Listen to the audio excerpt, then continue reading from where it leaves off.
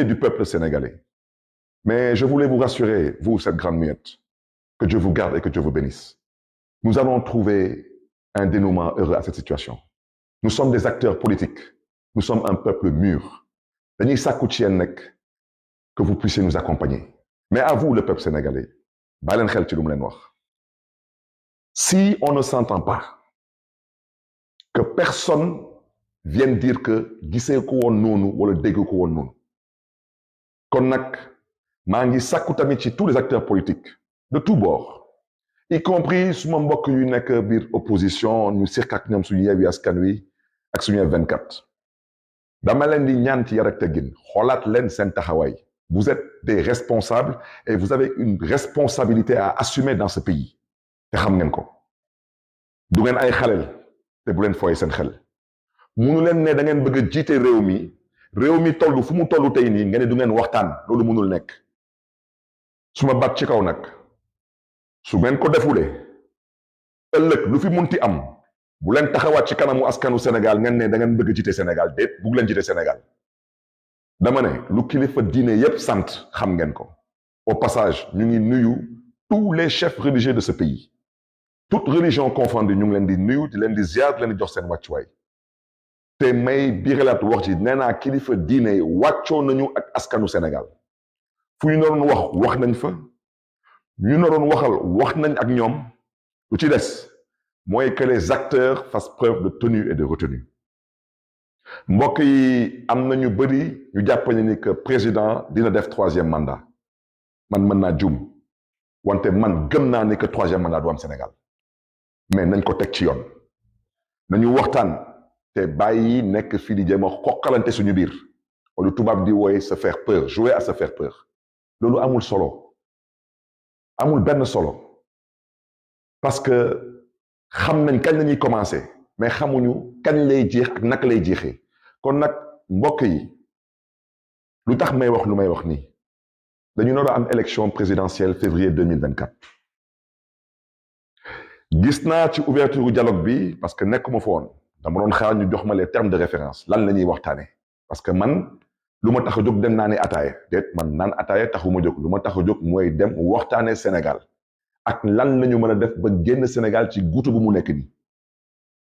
am nañu bokk ci beneen boor bi ñoo xam nag lu leen tax a jóg ñoom ñu ne daal dañu xalaat que mandat président dañ ko nar a proroger ñii ne 1 an ñii ne 2 ans ñun d'accord duñu si tey duñ si mës a d'accord. mbokk yi bu leen jox gaañ yi excuse wala prétexte pour ñëw na leen dëkk bi dafa instable mënuñu fi organiser élection. bu leen ko def. xel mooy xeex xol du xeex. am na dëkk bu sorewul Sénégal mënuma tudd turam. président toog na fa 10 ans musu fa am élection. ndax lan ñu ne dafa amoon une rébellion dans le nord de ce pays. bu leen jox gaañ yi excuse parce que gaañ yi ñu ngi dem. te bu leen nangu gaay yi di dem di ñu yóbbaale. parce que réew mi ala kulli al ñoo ko bokk te lu ñu bokk dañ koy pencoo duñ ko pàccoo. lu ñu bokk dañ koy waxtaanee duñ ko yàq-yàqet. kon nag mbokk yi damay bañ a guddal mais fu may daanee tamit mooy aux forces de défense et de sécurité ñu ngi leen di masawu tamit ñu ngi leen di jaale seen mbokk yi fi jóge te metti na ci ñëpp wante yéen tamit ñuy sàkku ci yéen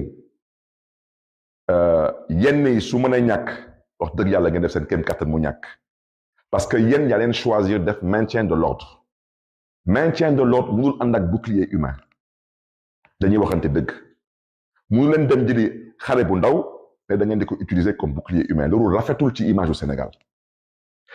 ndaw ñi tamit ñuy manifester vous exercez certes un droit mais bàyyi leen xel ci dara ñu nekk ci mbedd bi ñoo xam ay policiers lañu ñoo xam ay gendarmes lañu du ñu ay chinois ay sénégalais lañu.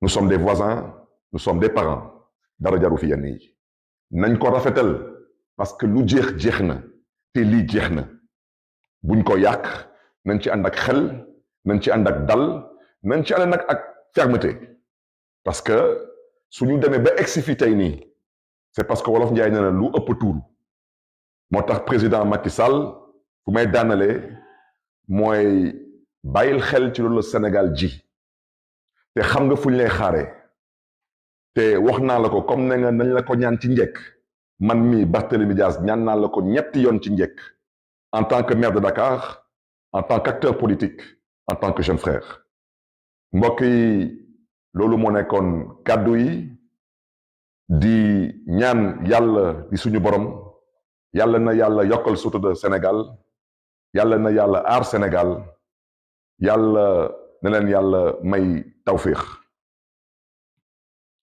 Bonsoir, Sénégalais d'ici et d'ailleurs. Je viens vers vous aujourd'hui pour pouvoir échanger et communiquer sur la gravité de l'heure. À l'entame de mon propos, je souhaiterais présenter mes plus sincères condoléances à l'ensemble du peuple sénégalais. Mais surtout, dire toute la peine qui nous anime en tant qu'acteur politique, mais en tant que citoyen sénégalais lambda. Chers concitoyens, l'heure est grave. Mais nous devons faire confiance au génie du peuple sénégalais. Nous avons toujours vécu des moments, certes incertains, mais nous avons toujours trouvé la force de nous relever et surtout l'intelligence pour pouvoir dépasser certaines situations.